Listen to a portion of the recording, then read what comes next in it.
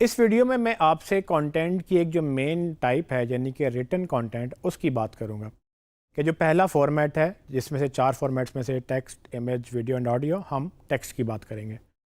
अब मैं आपको डिफरेंट एग्जांपल्स दे सकता हूं कि टेक्स्ट किस किस तरह से लिखा जा सकता है। इसको बाय द वे प्रॉपरली जो प्रोफेशनल टर्मिनोलॉजी यूज़ होती है इसके लिए वो है कॉपी राइटिंग। यानी कि मार्केटिंग के लिए जो भी आप ऐड की कॉपी लिखते हैं या कंटेंट लिखते हैं उसको कॉपी राइटिंग बोला जाता है, और इसके लिखने वाले को कॉपी राइटर या कॉपी एडिटर भी बोला जाता है। ये प्रोफेशनल टर्म्स हैं, लेकिन चूँकि लोग ज़्यादातर कंटेंट कहते हैं तो कंटेंट राइटर या कंटेंट एडिटर भी इसको बोल देते हैं। तो आपको पहले क्या करना है, आपको अगर कंटेंट या कॉपी राइटिंग की बात करनी है तो उसमें आपके पास डिफरेंट टाइप्स हैं। यानी कि आप वेबसाइट की कॉपी लिख सकते हैं, आप ब्लॉग लिख सकते हैं, आप आर्टिकल लिख सकते हैं, न्यूज़ लिख सकते हैं, एनालिसिस लिख सकते हैं, आप प्रोडक्ट की कैटेगरीज या प्रोडक्ट की डिस्क्रिप्शन लिख सकते हैं। यानी कि आपने कोई प्रोडक्ट लिखी है उसको डिफ़ाइन करना, उसको एक्सप्लेन करना, उसके फीचर्स को बताना, आप वो सब कुछ कर सकते हैं। उसके बाद आप गाइड्स लिख सकते हैं, एजुकेशनल गाइड हो सकती हैं, यूजेज गाइड हो सकती है, डिफरेंट टाइप की गाइड हो सकती हैं। फिर आप अगर लिखना चाहें तो डिटेल में ज़्यादा बड़ी अगर ई बुक लिखना चाहें तो आप एक बुक भी जनरेट कर सकते हैं जिसमें आपकी प्रोडक्ट की बातें या आपके प्रोडक्ट से रिलेटेड कोई टिप्स एंड ट्रिक्स वगैरह आपकी वो उसमें लिखी जा सकती हैं। अगर आपका बिज़नेस ऐसा है जिसमें आपको कभी रिपोर्ट्स जनरेट करनी पड़ती हैं, जैसे इन्वेस्टर्स के लिए या शेयर होल्डर्स के लिए, या जनरली आपको वाइट पेपर लिखने पड़ते हैं, तो आप वो भी आप रिटर्न टेक्स्ट में इंक्लूड कर सकते हैं। सो अगर मैं आपको इसको एक बिज़नेस के एंगल से बताना चाहूँ तो मैं लेट्स से एक एग्जांपल लेते हैं उस्मान इलेक्ट्रॉनिक्स की। उस्मान इलेक्ट्रॉनिक्स एक बिज़नेस है जो कि इलेक्ट्रॉनिक्स सेल करता है और इलेक्ट्रॉनिक्स रिपेयर भी करता है। तो हमने ऐसा बिज़नेस लिया है जिसमें आप चीज़ें ई कॉमर्स की तरह बेच भी सकते हैं ऑनलाइन। उसमें मोबाइल्स ले लें, ओवन ले लें, फ्रिज ले लें, टीवी ले लें, डिफरेंट इलेक्ट्रॉनिक्स के आइटम्स, ये आप उसको वो बेचता भी है और वो उसको ठीक भी कर सकता है, जिसमें सर्विसेज भी आ सकती हैं। और उसमें मतलब रिपेयरिंग सर्विसेज हैं या उसको स्क्रीन रिपेयर है, कोई स्क्रीन टूट गई है, इस तरह की सर्विसेज भी हम इसमें इंक्लूड कर सकते हैं। तो हम इस बिज़नेस एग्जांपल को लेकर इसमें ना सिर्फ रिटन टेक्स्ट बल्कि आगे चल के इसके बाकी टाइप्स ऑफ टेक्स्ट की भी बात करेंगे। अब आप इमेजिन करें कि अगर उस्मान इलेक्ट्रॉनिक्स की वेबसाइट बननी है तो सबसे पहले उसको क्या चाहिए। आपने उसका एक स्ट्रक्चर बनाना है जिसमें होम पेज होगा, अबाउट का पेज होगा, प्रोडक्ट सारी लिस्ट होंगी, हर प्रोडक्ट का टाइटल, उसके शॉर्ट डिस्क्रिप्शन, उसकी लॉन्ग डिस्क्रिप्शन, उसके फीचर्स वगैरह सब लिखे जाने हैं। और उसके अलावा फिर आप इनकी ब्लॉग बना सकते हैं। ब्लॉग के अंदर आपकी डिफरेंट टाइप्स आ सकती हैं। जैसे ब्लॉग में आप इंफॉर्मेशनल ब्लॉग लिख सकते हैं, आप अपनी प्रोडक्ट की बात कर सकते हैं, आप अपने प्रोडक्ट के अलावा आप जनरल यूज़र के इंटरेस्ट की बात कर सकते हैं। जैसे अगर आपने ओवन बेचना है तो आप सिर्फ ओवन की बातें करेंगे, वो तो आपकी प्रमोशन के लिए अपना जो प्रमोशनल कंटेंट है वो आप बिल्कुल लिखें, लेकिन खाली ओवन बेचने की बात ना करें। ओवन अगर जिसने यूज़ करना है उसके इंटरेस्ट की भी बात करें।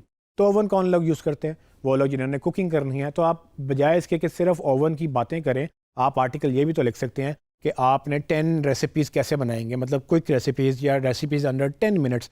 तो 10 मिनट में आपने अगर ओवन से रेसिपीज़ बनानी है तो वो क्या होंगी। अब ज़ाहिर बात है जिसने रेसिपी बनानी है वही ओवन ख़रीदेगा। तो आप जब ऐसी ऑडियंस को अट्रैक्ट करना शुरू कर देंगे अपने कंटेंट से, तो वो बाद में आपके पास जब उसने ओवन ख़रीदना होगा तो वो आपसे ही ट्रस्ट करके लेगा, बिकॉज कि वो जो रेसिपी का कंटेंट है उससे आपका ईजियर तरीके से कंटेंट मार्केटिंग के थ्रू, इनबाउंड मार्केटिंग के थ्रू एक रिलेशनशिप बिल्ड हो जाएगा। तो ज़रूरी नहीं कि आप हर वक्त अपनी प्रमोशन की बात करें। सो ब्लॉग्स में आप डिफरेंट तरह की बात कर सकते हैं, आप न्यूज़ भी लिख सकते हैं। लेट्स से गवर्नमेंट ने कोई नया टैक्स लगा दिया, या आपको जनरली लगता है कि हेल्थ के इश्यूज़ आ रहे हैं, ओवन के बारे में कोई पॉजिटिव या नेगेटिव बात आ रही है, फ्रिज के बारे में कोई बात आ रही है, या फ़ोन की कोई बात कर रही है। तो चूँकि आपका बिज़नेस एक जनरल इलेक्ट्रॉनिक्स का बिज़नेस है तो आप अपने एनालिसिस भी तो दे सकते हैं। आप एज अ CEO एक पर्सन है, आपका एक थाट है, आपको इम्पोर्ट एक्सपोर्ट पे कोई मसला आ रहा है, आपके कोई टैक्सेस से आपको कोई बिज़नेस हर्ट हो रहा है, या इंडस्ट्री की कोई बात है जो कि नॉर्मली लोग नहीं करते, ये जनरल कंटेंट भी तो आप अपने ब्लॉग में अपने उसको लिख सकते हैं। लोग इसको पसंद कर रहे हैं क्योंकि लोगों को लगता है कि आप सिर्फ एक मशीन नहीं है या कोई एक रोबोट से बात नहीं हो रही, एक पीछे बैठने वाला एक इंसान है जो कि सोचता है, समझता है, ओपिनियन रखता है। वो ओपिनियन पॉलिटिकल भी हो सकती है। अगर आपने पॉलिटिकल नहीं जाना तो आप जनरल लोगों के कंसेंसस की बात करें। आप बिजनेसमैन हैं, आप चैम्बर में बैठते होंगे, आप उस इंडस्ट्री की बात कर सकते हैं। रॉ मटेरियल महंगा हो गया, बेशुमार चीज़ें आप कर सकते हैं। प्रोडक्ट्स की बात करें तो आपकी प्रोडक्ट को आप डिस्क्राइब करेंगे कि आपकी प्रोडक्ट क्या है, किसके लिए है। पहले शॉर्ट डिस्क्रिप्शन बनाएं। नॉर्मली प्रोडक्ट्स की 2 तरह की डिस्क्रिप्शन होती हैं। एक शॉर्ट डिस्क्रिप्शन जिसमें आप टू द पॉइंट बात करते हैं कि अगर किसी के पास टाइम नहीं, उसे 4 लाइनों में समझना है तो क्या है, वो आपकी प्रोडक्ट को समझ जाए कि अच्छा ठीक है, ये जो प्रोडक्ट है वो ये करती है और इसमें ये मेन फीचर्स हैं। फिर आप उसकी लॉन्ग डिस्क्रिप्शन भी लिखते हैं। वो लॉन्ग डिस्क्रिप्शन 1500 वर्ड्स की हो सकती है, 1000 वर्ड्स की हो सकती है, 2000 वर्ड्स की हो सकती है। उसके अंदर आप लिखें कि अच्छा भाई अगर आप ये करते हैं तो ये इसका ये फ़ीचर मौजूद है, अगर आप ये करते हैं तो अगर आपको ये चीज़ चाहिए इसमें ये फ़ीचर्स भी मौजूद है। तो वो आपके पास पूरा प्लेग्राउंड होता है, आप तसल्ली से उसको डिटेल में लिखते हैं। ये कंटेंट उन लोगों के लिए होता है जिनको तसल्ली से रिव्यू करना होता है कि भाई ठीक है मैंने ये देखना है तो इसमें फ़लानी चीज़ है या नहीं है, या फ़लानी चीज़ है या नहीं। फिर उसके बाद अगर आप देखें तो आप गाइड्स बना सकते हैं, मतलब आपने कोई आर्टिकल लिखे हैं इस तरह के जो टिप्स एंड ट्रिक्स से रिलेटेड हैं, तो आप उसको गाइड में कन्वर्ट कर लें।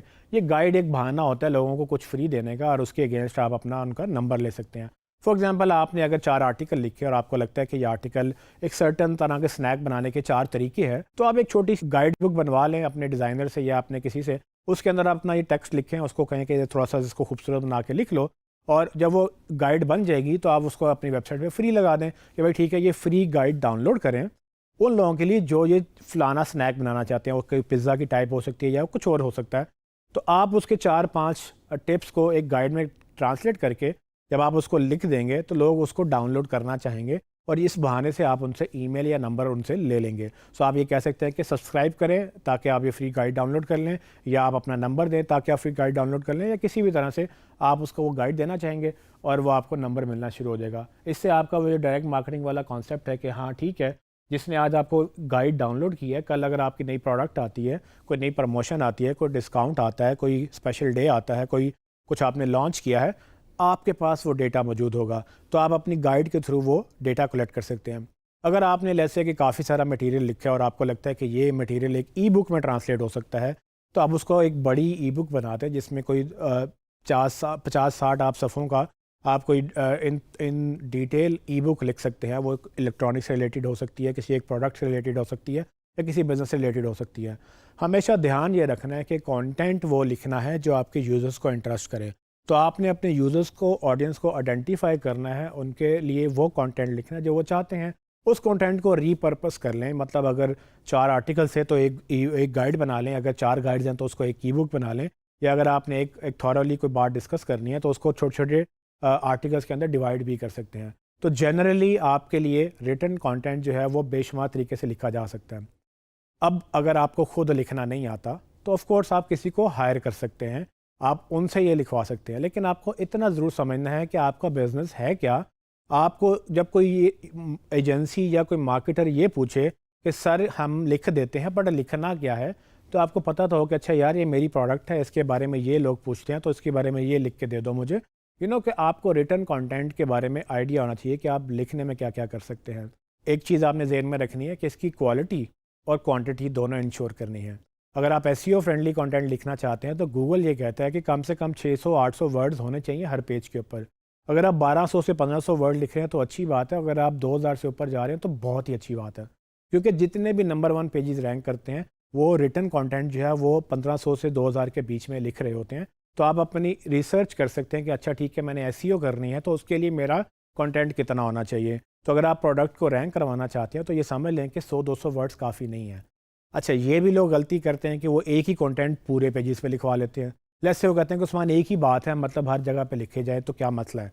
वो डुप्लीकेशन में आता है और वो हमने एसईओ में कवर किया है, लेकिन आपने मेक श्योर करना है कि कंटेंट एक तो किसी का डुप्लीकेट ना हो ताकि आपको पेनल्टी ना पड़े।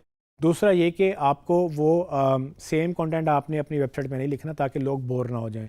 कंटेंट इंटरेस्टिंग होना चाहिए, कंटेंट लैंग्वेज अच्छी होनी चाहिए, ग्रामेटिकल मिस्टेक्स ना हो, उसमें आपके स्पेलिंग मिस्टेक्स ना हो, क्योंकि अगर आपने कंटेंट लिखा और वो अच्छा ना लिखा गया तो कंटेंट बेकार हो जाएगा, वो इफेक्टिव नहीं रहेगा और कंटेंट की एफर्ट ज़ाया हो जाएगी।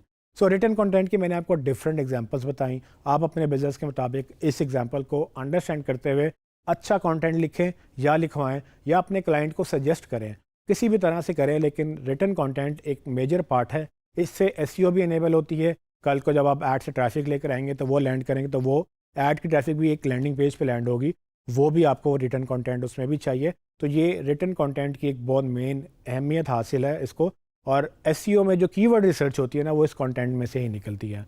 तो आई होप कि आपको आइडिया हो गया होगा।